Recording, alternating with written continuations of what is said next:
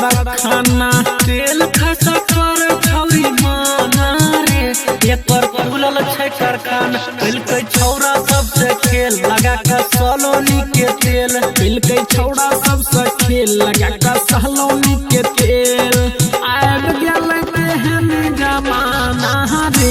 एकर खुलल छै कारखाना तेल खसा कर छौरी माना रे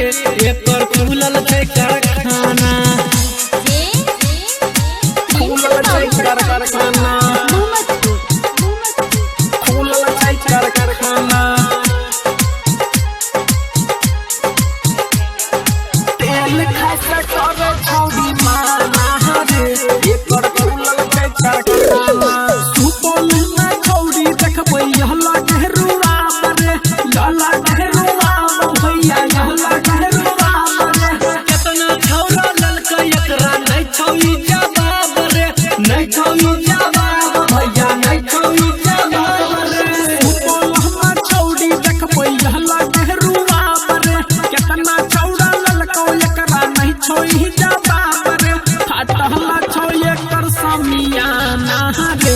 एकर खुलल छौ कारखाना तेल खसा करे छौरी माना रे एकर खुलल छै कारखाना खुलल छै कारखाना खुलल छै कारखाना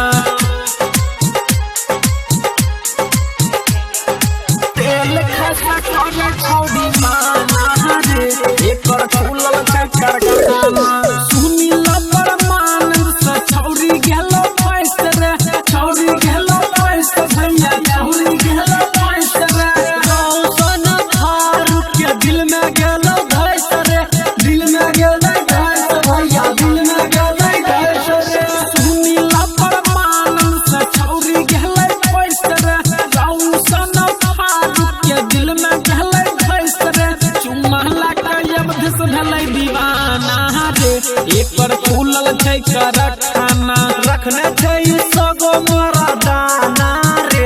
एकर खुलल छै कारखाना रे recording by